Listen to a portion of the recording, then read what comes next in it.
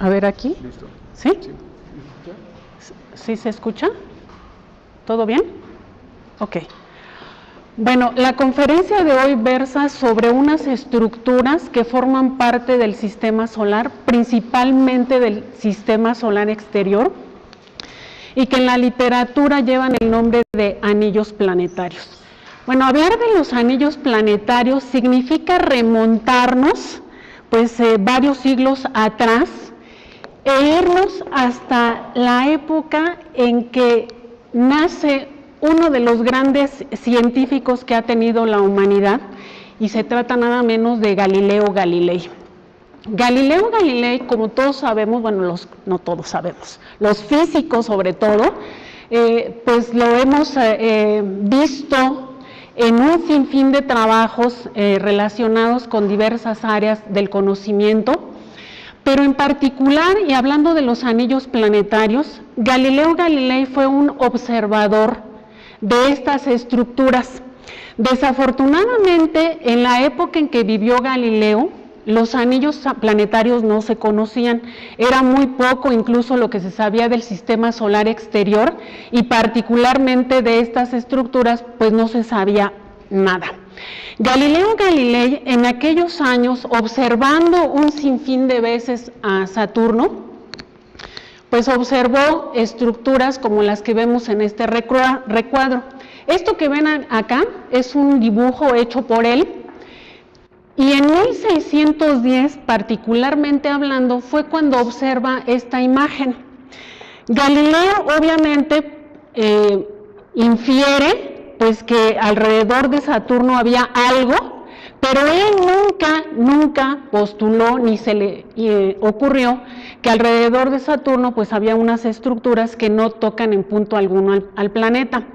De hecho, sus biógrafos han mencionado por ahí que Galileo, con estas observaciones que hizo alrededor de Saturno, pues quedó convencido de que el Saturno le estaba jugando pues una trastada, porque no se dejaba ver qué era lo que había alrededor de este cuerpo planetario. Bueno, pues tuvieron que pasar varios años, particularmente, bueno, antes de que continúe. Si ustedes se dan cuenta, aquí, por ejemplo, ¿qué vemos en esta segunda? Ustedes díganmelo. Como que el planeta tiene como dos orejas, ¿no? Dos asas. Pero en algún momento el planeta, y tal como lo vio Galileo, se presenta como lo van a ver aquí. Espero que se vea. Uy, no hay QuickTime. Bueno, en esta imagen lo que vamos a ver es un desplazamiento latitudinal de los anillos de Saturno, tal que en algún momento van a desaparecer. Obviamente, cuando Galileo hizo las observaciones de estas estructuras alrededor de Saturno, en algún momento las observó de canto, lo que significa que desaparecieron, o sea, no las vio para todo fin práctico. Y por eso fue que Galileo pues no pudo deducir que alrededor de Saturno había unas estructuras. Bueno, posteriormente, en el año 1659, para ser más precisa, otro gran investigador y curioso de los anillos planetarios, Christian Huygens, retomando los trabajos de Galileo y observando con un telescopio mejor diseñado que el que había usado Galileo, descubrió que alrededor de Saturno, pues obviamente existía una estructura que no tocaba en punto alguno al planeta. Huygens fue el primero que habló de un anillo alrededor de Saturno, pero propuso que esa estructura debería de ser rígida, tal y como la vemos aquí. Entonces, en 1659 se postula por primera vez que Saturno tiene una estructura que no forma parte de su cuerpo, no es una estructura intrínseca, pero está allí. Bueno, más adelante, unos años después, viene a observar a este planeta, pues uno de los astrónomos más famosos que ha habido en el campo de los anillos planetarios, su nombre Giovanni Cassini. Giovanni Cassini fue el primero que postuló que el anillo propuesto por su colega anterior estaba, mejor dicho, formado por una miriada de cuerpos rocosos que giraban alrededor del planeta tal y como lo hace cualquier planeta alrededor del Sol. Es la primera vez que se habla de un conjunto de cuerpos de tamaño diverso, cuerpos rocosos y que aparecen en un solo planeta, en este caso Saturno. Bueno, en años posteriores, como este gran astrónomo siguió observando a Saturno, descubrió que la estructura propuesta por Huygens en realidad estaba formada por dos estructuras concéntricas. ¿Y por qué llegó a esa conclusión? Porque Cassini detectó con su telescopio que ese anillo propuesto por Huygens en realidad estaba dividido y formaba pues dos regiones. Esta estructura que ustedes ven aquí, en color negro prácticamente, actualmente se conoce con el nombre de brecha o división de Cassini. Cassini dijo que era un espacio vacío. Más adelante vamos a ver si ese espacio es vacío o no. Bueno, posteriormente a los estudios y propuestas de Giovanni Cassini, vinieron toda una serie de personajes interesados en saber de qué estaban formados esas rocas de las que hablaba Cassini, si rotaban rápido o no, a qué distancia se encontraban del planeta y pues otras dudas que para ese entonces ya habían surgido. Así es como en 1787 Pierre-Simon de Laplace propone que los anillos de Saturno, que ya para entonces llevábamos dos, en realidad no estaban formados por rocas, sino se trataba de un conjunto de anilletes. Por anillete vamos a entender un anillo muy delgado alrededor del planeta. No dijo cuántos había, pero pensó nuevamente, tomando las ideas de Christian Huygens, que esos anilletes eran estructuras rígidas. Más adelante, ya en el siglo XIX, el famoso Maxwell, el de las ecuaciones de Maxwell del electromagnetismo, comprueba teóricamente que en realidad los anillos de Saturno están compuestos de muchos cuerpos pequeños. Él les llama partículas. Entonces aquí nuevamente retomamos la idea de Cassini y nos vamos a ir con ella hasta el siglo XXI. En 1895, Keeler lleva a cabo estudios espectroscópicos y comprueban la propuesta de Maxwell. Entonces, con ello viene un consenso en la comunidad científica y todos aceptan que los anillos de Saturno están formados por muchos cuerpos rocosos. Para 1943, este señor propone, obviamente después de realizar muchas observaciones telescópicas, que los anillos de Saturno no nada más tienen una división o una brecha como la observada por Giovanni Cassini, sino que hay más de una división en los anillos. Obviamente, esta propuesta no pudo ser confirmada hasta la era espacial. ¿Y por qué? Porque se necesitaban telescopios pues mucho más precisos, con mejores lentes, para poder llegar a esta conclusión. Para el año 47, Jeffreys propone que los anillos deben de estar formados de hielo y tal vez de algunas rocas. Entonces él dice, los anillos obviamente pues ya son un conglomerado de cuerpos, pero por estar tan lejos del Sol deben de ser rocas de hielo y no se dice de qué.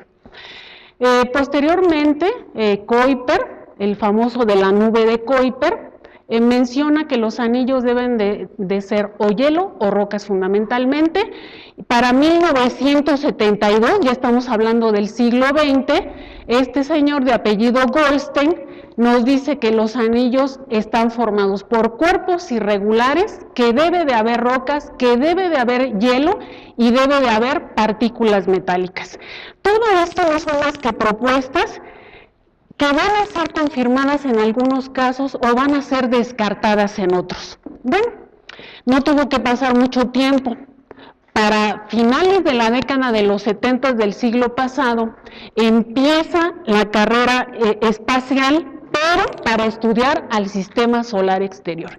Y así viene un megaproyecto fantástico de nombre Pionero. Fueron 2 sondas espaciales, la Pionero 10 y la Pionero 11, pero en particular la Pionero 11 es la que detecta por primera vez que en Júpiter y Saturno hay otros anillos. Obviamente de Júpiter no se sabía nada, la Pionero 11 es la que gracias a sus cámaras y a sus instrumentos logra detectar la presencia de estas estructuras, pero en el caso de Saturno, la Pionero 11 es la primera sonda que detecta a los anillos de polvo, o sea, estos anillos que es muy difícil ver desde nuestro planeta porque tienen una bajísima densidad y están formados por partículas rocosas muy, muy chiquititas.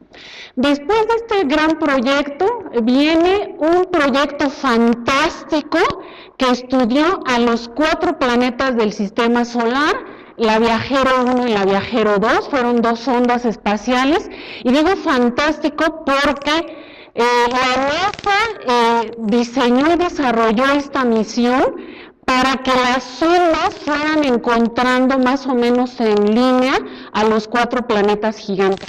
Déjenme decirles que aunque no es el objetivo de la conferencia, los 4 planetas gigantes tienen anillos.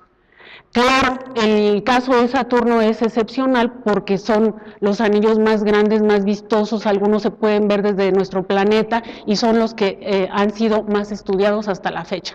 Después de Viajero 1 y Viajero 2 viene una misión de nombre Galileo, pero es destinada principalmente al estudio de Júpiter. Galileo se encarga, entre los objetivos que tuvo esta misión, de analizar a los anillos de Júpiter. Y después nuestra maravillosa misión Cassini.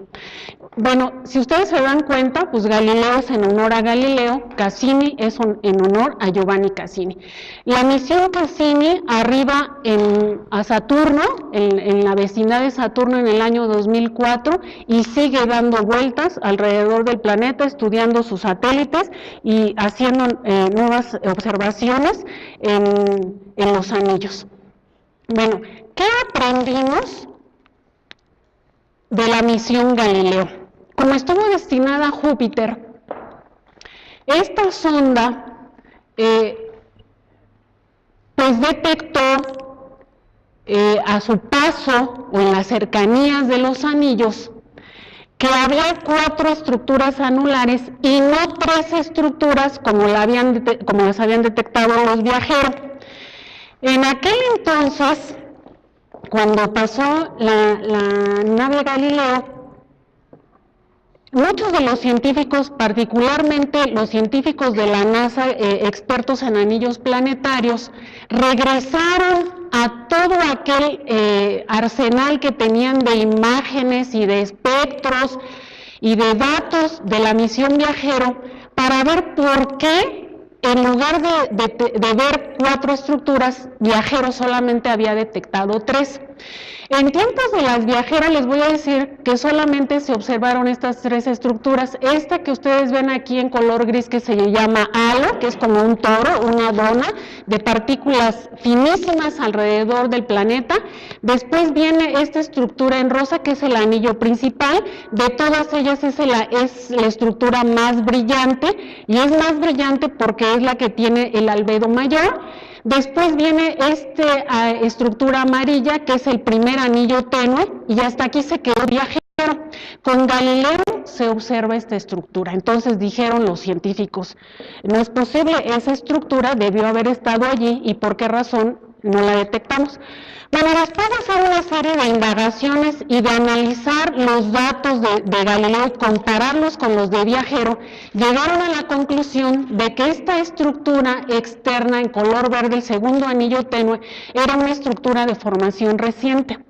Entonces empezaron a hacerse una serie de modelos para explicar cómo es que se había formado esa estructura, de dónde había salido el polvo. Actualmente sabemos que el polvo proviene de la superficie de estos satélites pequeños que están aquí, Tebe, Metis, Adrastea y Amaltea.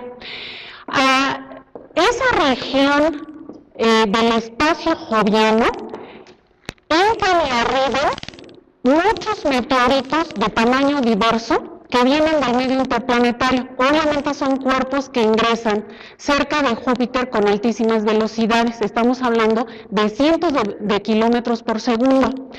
Si alcanzan las regiones en donde viven los anillos y se encuentran con estos cuerpecitos, van a colisionar arrancándoles, pues, ¿no?, toneladas de material que es redistribuido alrededor del planeta, y gracias a ese fenómeno se formó esta segunda estructura. Ahora, estas estructuras son muy caprichosas, están sometidas a los embates principalmente del campo magnético de Júpiter.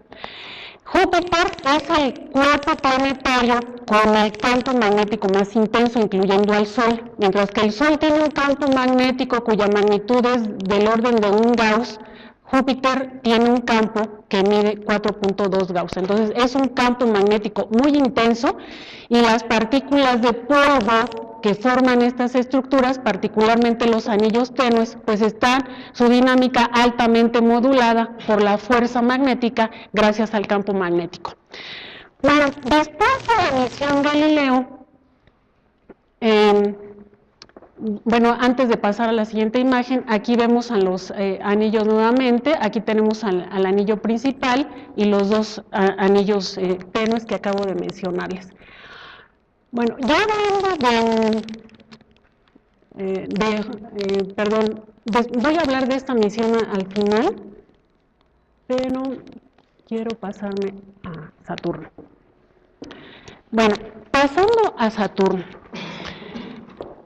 Los viajeros, como mencioné, pues hicieron grandes descubrimientos en el sistema solar exterior. Gracias a estas misiones, nosotros aprendimos que alrededor de Saturno existen 7 anillos.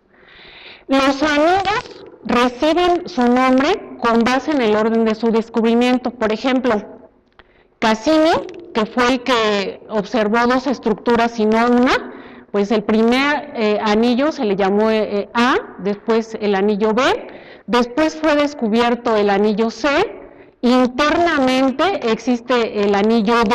Este anillo es muy difícil de observar, desde la Tierra no se observa, es un anillo de polvo prácticamente, tiene un albedo muy chiquitito, pero después de la frontera externa del anillo A, nosotros vamos a encontrar un anillo muy delgadito, que está aquí, es el anillo F, está dibujado con una línea, y después del anillo F sigue otra línea muy delgadita que representa el anillo G, y después ven ustedes aquí una especie de sábana. Bueno, toda esta sábana no es más que el anillo E. El anillo E y el anillo F, incluyendo el anillo G, son anillos tenues, pertenecen a esa categoría y están formados prácticamente, junto con el anillo D, de partículas de polvo muy pequeñitas. Ahora, el viajero también descubrió muchísimos cuerpos menores que actualmente se conocen con el nombre de lunetas, y se llaman lunetas porque si nosotros los comparamos con los satélites más grandes que tiene Saturno, pues ya su tamaño realmente pues es muy muy pequeñito comparado con estos cuerpezotes. Ahora, los viajeros, entre otras cosas, en los anillos detectaron estructuras que llevan el nombre de spokes. En nuestro idioma no hemos podido darle un nombre específico a ellas, pero ¿de qué se tratan estas estructuras? Bueno, pues son nubes de polvo cargado eléctricamente que obedecen o están sometidas a la periodicidad del campo magnético de Saturno y fluctúan sobre la superficie del anillo B latitudinalmente. El mecanismo que las genera no ha sido bien entendido. Padma Shukla, un investigador que recientemente acaba de fallecer, hizo un modelo muy interesante para poder explicar cómo se carga el polvo que forma parte del anillo B y cómo es que se forman estas nubes. Pero actualmente no tenemos un modelo que apruebe toda la comunidad encargada de estudiar a estas estructuras, y pues ahí hay un gran trabajo por hacer que explique o generar un modelo que explique el nacimiento, la generación y la destrucción de los spokes. Bueno, otra cosa que detectó los viajeros fue que en el anillo F aparecían estructuras torcidas, onduladas y trenzadas. Más adelante voy a explicar un poquito de qué se tratan esas estructuras. Bueno, el anillo G no pudo ser asociado a ninguna fuente, no se sabía en tiempos del viajero por qué existía allí ese anillo. En el caso del anillo E, aunque se encontró que es una sabanota que se extiende muchos radios saturnianos hacia el exterior del planeta, pues no se sabían en tiempos de los viajeros cuál era el origen del material que forma esta estructura. Y en el anillo A en particular, las viajeros detectaron unas cosas que recibieron el nombre de cuerpos efímeros. En aquellos tiempos, estoy hablando de finales de los 70s y principios de los 80s de la década pasada, del siglo pasado, se les dio una magnitud con base en las observaciones de viajero del tamaño de una casa de 2 pisos, así como nosotros vemos aquí las casas de 2 pisos, así se veía el tamaño de esos cuerpos. Esos cuerpos, su formación tarda, se lleva, mejor dicho, en formarse estas estructuras de horas a días y también en destruirse de horas a días. Imagínense ustedes cuando yo hablo de cuerpos efímeros, que son como los muéganos. Los muéganos, todo el mundo conoce a los dulces llamados muéganos, ¿no? Son aglomeraciones de dulces más pequeños, pues así podríamos ver a los cuerpos efímeros. Ahora, ya hablando de la misión Cassini, ya estamos en el año 2004 y hasta el 2013, lo primero que tenemos gracias a esta misión es el brillo de los anillos. O sea, el brillo está en función del albedo y el albedo está en función de la composición química que forman los materiales, o más bien la composición química de los materiales que forman estos anillos. Nosotros aquí abajo tenemos un espectro para representar esa brillantez. Y tenemos aquí, por ejemplo, hasta aquí está el anillo C, aquí tenemos el anillo B, la división de Cassini, el anillo A, el anillo G, que viene siendo esta línea que ustedes ven aquí apenas muy tenue. Aquí tenemos al satélite Encelado, pero también está la máxima brillantez del anillo E, que se va extendiendo hacia el exterior. Con esta brillo se ha podido saber cuáles son las estructuras que aparecen en cada uno de los anillos. Fíjense bien, el anillo A, ¿qué ven ustedes? Desde ahí donde están, ¿qué ven ustedes? A ver, alguien que me diga qué está viendo. Ajá. Con un disco LP, muy bien. Sí, bueno, vamos a la división de Cassini y vemos algo semejante, ¿no? ¿Conocen los discos LP? Aquí hay gente ya muy jovencita que a lo mejor no los ha visto, pero bueno, los que somos un poco grandecitos, ¿no? Vivimos o escuchamos la música haciendo uso de los discos LP. Bueno, el anillo B, pues también tiene aquí una estructura de muchas líneas, y en el caso del anillo C, pues encontramos también patrones similares. Pero aunque son patrones similares, encontramos grandes diferencias. Fíjense bien, el anillo A, acá tiene bandas oscuras. Si nos vamos al anillo, perdón, a la división de Cassini, volvemos a encontrar bandas oscuras. En el anillo B prácticamente no hay ninguna, y en el anillo C encontramos varias bandas oscuras. Bueno, estas bandas oscuras son brechas o divisiones, como las de las que hablaba Cassini. En la división de Cassini, que se creía que era un espacio vacío, pues con esta imagen ya vimos que no. Hay una serie de anilletes que están en proceso de formación. Son estructuras de baja densidad comparados con el anillo A, con el anillo B, con el anillo AB y con el anillo C, incluyendo probablemente al anillo C. Entonces, ¿qué nos dijo Cassini?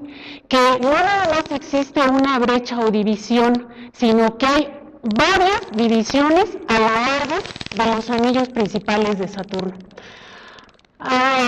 Bien, ¿qué nuevos descubrimientos, aparte de los que acabamos de mencionar, han sido posibles gracias al paso de la sonda Cassini? Bueno, hay agua en los anillos. Esta imagen se obtuvo mediante el uso de filtros, pero ustedes desde donde están sentados pueden ver estas líneas de color azul. Bueno, ese color corresponde a la presencia de agua. Entonces, si nosotros nos fuéramos en una nave espacial ahora, claro, más avanzada que la Cassini, pudiéramos aterrizar en los anillos, veríamos aquí que hay rocas con alto contenido de agua. Obviamente no está en estado líquido, sino está en estado sólido. Las regiones de color turquesa, verde turquesa, indican que hay una gran cantidad de hidrocarburos, principalmente metano. Y en esta región roja y esta región que parece aquí un hilo que corresponde a la división de Cassini, hay otro tipo de compuestos. Actualmente los científicos no se ponen de acuerdo si hay silicatos en abundancia o hay compuestos de azufre en abundancia. Entonces allí todavía tenemos un enigma que resolver. ¿Qué otras cosas hay? Bueno, ya mencioné lo de los anilletes, hay más lunetas. La masa total de los anillos ha sido calculada en 3 por 10 a la 19 kilogramos, y todos los cuerpos que forman parte de los anillos grandes o chicos están en constante colisión. Todos además están formados principalmente de hielo de agua con algunos contaminantes, como acabo de mencionar, a los hidrocarburos, a los silicatos, pero también a otros compuestos orgánicos muy complejos que reciben el nombre de tolines. Les voy a decir aquí también que los tolines fue propuesta su existencia en la atmósfera de Titán, y actualmente se cree que existe una gran cantidad de estos compuestos orgánicos en esa atmósfera. Bueno, los aglomerados, se comprobó nuevamente lo observado por Viajero. Hay una serie de cuerpos efímeros que están en formación y destrucción constante. Otra cuestión interesante es que dentro de las brechas también se encontraron lunetas. Por ejemplo, esta es la división de Encke, y dentro hay un satélite muy chiquito que ha sido bautizado con el nombre de Pan. Con la misión Cassini, soy reiterativa, pues ahora tenemos un diagrama más completo de lo que significa el sistema de anillos de Saturno. Entonces tenemos a los 4 anillos principales que reciben el nombre de anillos clásicos, el anillo A, el anillo B, el anillo C y el anillo D, aunque como mencioné hace unos minutos, el anillo D es muy tenue y pertenece al grupo de los anillos de polvo. Ahora, en los anillos clásicos fundamentalmente vamos a encontrar acumulación de material que asemeja ondas, un patrón ondulatorio. Ese patrón ondulatorio representa ondas tanto del tipo longitudinal como transversal, y están tremendamente asociadas a las resonancias, principalmente las resonancias gravitacionales. ¿Entre quién? Entre los satélites y el material de los anillos principalmente. Ahora, esas resonancias que se generan entre los satélites y los anillos son las culpables de generar los espacios semivacíos llamados brechas, y también son las responsables de crear bordes bien afilados en los anillos o en los extremos de cada una de las brechas. Ahora, estas brechas, por otro lado, cuando tienen embedidos algunos satélites o cerca de ellas están algunos satélites, generan lo que en física espacial recibe el nombre de pastoreo satelital. Y el pastoreo satelital, su misión es, por un lado, ir limpiando de material a las divisiones o a las brechas, pero por otro lado, también es responsable de generar este patrón que se conoce con el nombre de estelas. Entonces, en la frontera externa principalmente del anillo A es donde podemos encontrar este patrón de estelas, que es muy interesante y que nos va indicando cómo el material va siendo confinado en una cierta región del espacio magnetosférico de Saturno gracias a la presencia de lunas pastoras. Bueno, otra estructura muy enigmática que ha sido observada principalmente en el anillo A son las llamadas hélices de dos brazos. Aquí tenemos 1, 2, 3 y 4 hélices. Estas son imágenes del Cassini, y esto que ustedes ven acá ya es una simulación numérica para tratar de entender cuál es el mecanismo físico que genera a estas hélices maravillosas. No hay nada todavía en concreto, no hay un modelo aceptado, hay que hacer mucha simulación numérica de n cuerpos, no de 2 cuerpos, para poder entender por qué nada más en este anillo y no en todos los anillos del sistema clásico. Una posible explicación de por qué nada más en el anillo A aparecen las hélices es que es el anillo más externo del conjunto de anillos clásicos, y obviamente está más cerca de varias de las lunas pastoras. Probablemente la presencia de hélices no sea más que una consecuencia de la interacción entre las lunas pastoras y el material que forma la frontera externa del anillo A. Hablando del anillo P, bueno, Cassini descubrió la fuente de ese anillo, y es el satélite Encelado.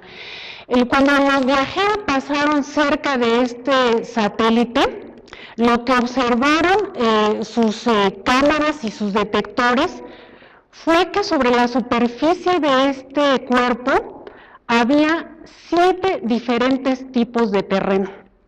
Los geólogos planetarios, en particular en los años 80, postularon que seguramente este cuerpo satelital tenía actividad volcánica, pero actividad volcánica del tipo criovulcanismo, que se refiere al vulcanismo donde no hay magma, no hay lava, sino material de hielo.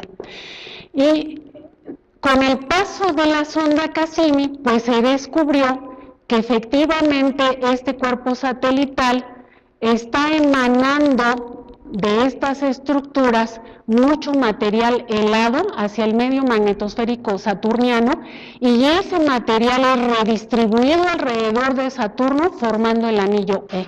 Todo ese material no es más que material formado de agua en estado sólido, y esta imagen que vemos aquí pues son las emisiones de este material que les acabo de mencionar.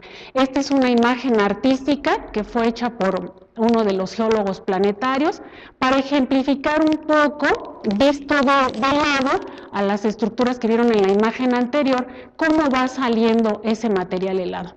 Bueno, a partir de allí vinieron pues una serie de modelos, básicamente que concuerdan con la imagen que ustedes ven aquí, y en donde se cree que hay una capa en el interior de Encelado que está formada de rocas. Sobre esa capa rocosa hay una capa de agua, Después viene una capa de hielo, de agua por supuesto, y se piensa vía este modelo que gracias a las fuerzas de marea y al calentamiento que sufre esta capa de agua, pues se tritura, mejor dicho, el hielo que aparece en la última capa, ya la más externa, y salen las partículas de polvo eyectadas para formar nuestro anillo E. Bueno, hablando de otro de los anillos de polvo, el anillo F, este anillo, como lo ven aquí gracias a una de las imágenes nuevamente de Cassini, es un anillo que presenta pues un patrón muy irregular. Ese patrón irregular se debe principalmente a la luna Prometeo, que gracias a la interacción gravitacional que se genera entre esta luneta y el material que forma el anillo, el material sale como arrastrado, como si de una aspiradora que funcionara al revés, en vez de tragarse el polvo lo eyectara, y forma una especie de patrón de estrías que va redistribuyéndose posteriormente al cuerpo del anillo. Entonces, este anillo, pues ya sabemos cuál es su patrón caprichoso. Espero que haya aquí QuickTime que funcione o algún otro. Ahí va. Entonces, ese es Prometeo, esta es una simulación, obviamente, para que ustedes vean cómo se forman esas estrías que son del material que va siendo jalado gravitacionalmente por esta luneta. Entonces, ahí está la explicación. Y con esta imagen ahora que estamos viendo aquí de una tabla, lo que les quiero mencionar aquí es que las hélices de las que hablé que existen en el anillo A, también fue observada nada más una de ellas en el anillo B. Nadie entiende por qué nada más aparece una y nadie entiende por qué en el anillo B. Otra cosa importante aquí de las hélices es que están formadas por cuerpos que se cree que tienen algunas cuantas decenas de metros, hasta posiblemente centenas de metros. Todos esos cuerpos obviamente forman parte del anillo A y del anillo B. Ahora bien, si ustedes se dan cuenta por lo que acabo de mencionar, pues los satélites, en particular los satélites pequeños, cercanos a los anillos, interaccionan mucho con todo el material.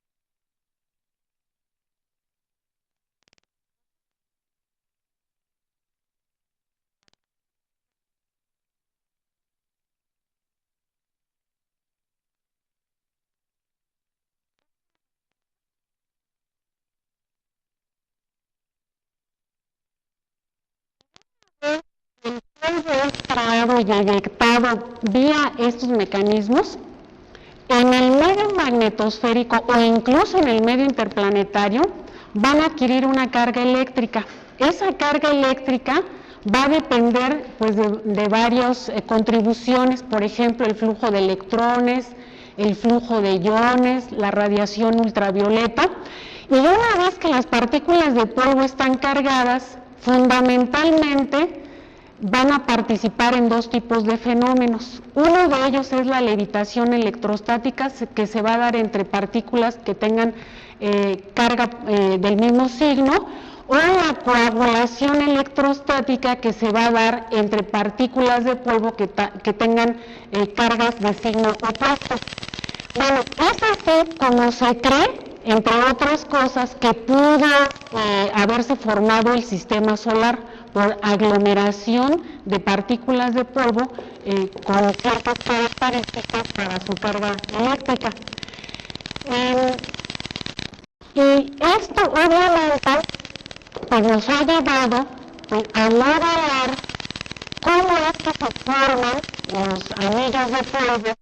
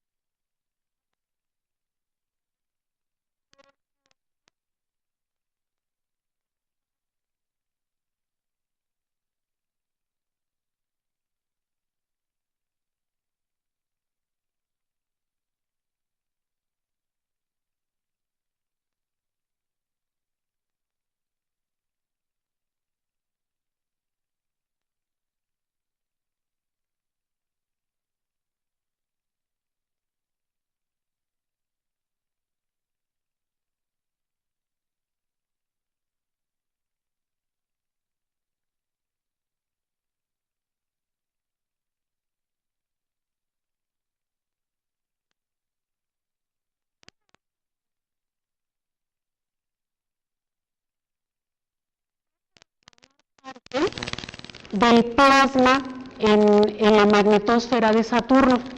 Y ya allí lo que tenemos que hacer es prestar atención a si el polvo pasa a formar parte del medio magnetosférico como un agregado más o siendo parte integral del plasma. En física de plasmas pues se hacen o se estudian, mejor dicho, dos casos fundamentales y son los siguientes. O considerar que el polvo está en el plasma o que el polvo junto con los iones y los electrones que forman el plasma en sí constituyen lo que se llama plasma polvoso. Claro que para saber si estamos en un caso o en el otro, tenemos que prestar también atención a varios parámetros fundamentales de los plasmas, que son la longitud de Debye y la distancia entre las partículas que forman a ese plasma en sí.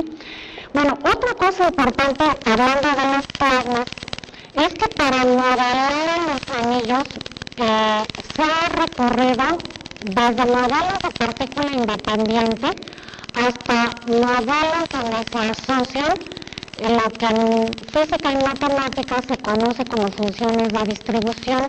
Y ahí vamos a hablar entonces de conjuntos de partículas y vamos a poder estudiar a los anillos de Saturno como si fueran fluidos o como si fueran plasmas, no solamente de interacciones entre dos cuerpos.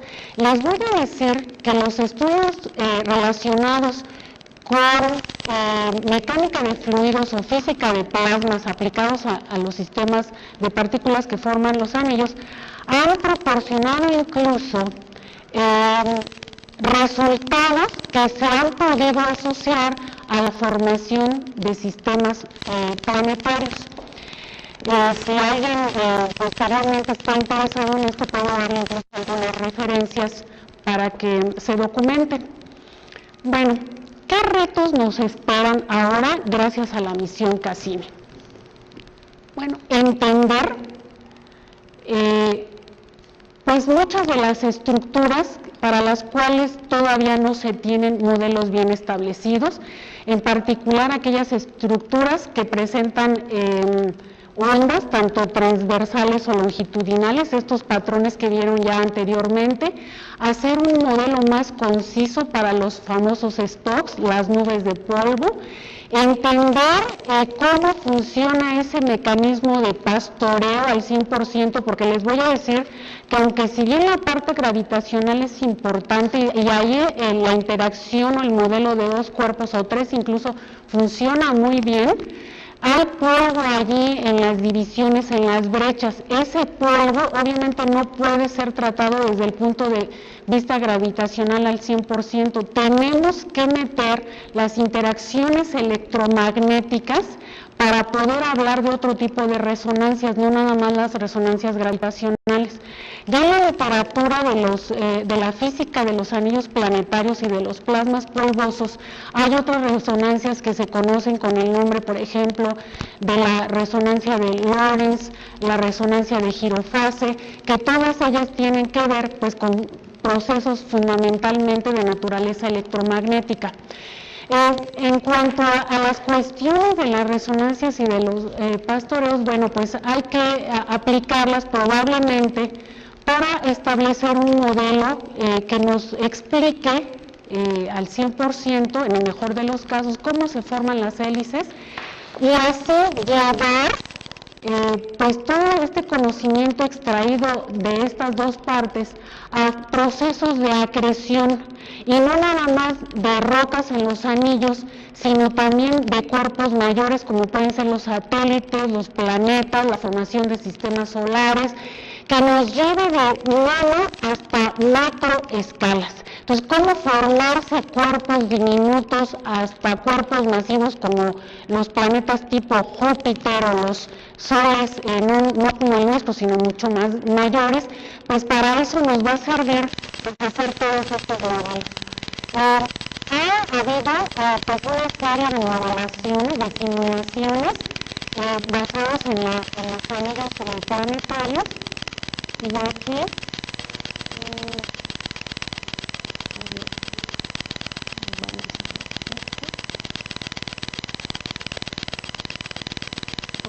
aquí tenemos el problema de no contactar.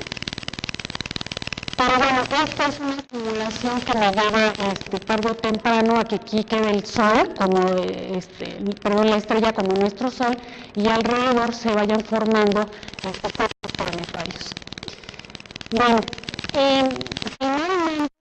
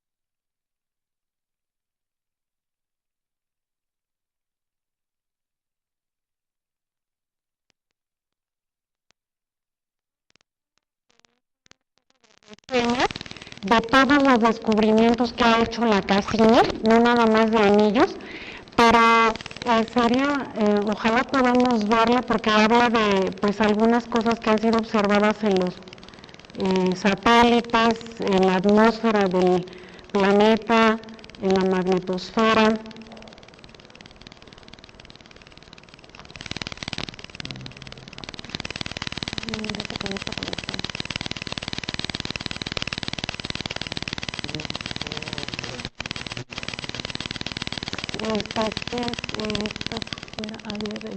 Está fuera de la carpeta y de hecho lo puse a ver.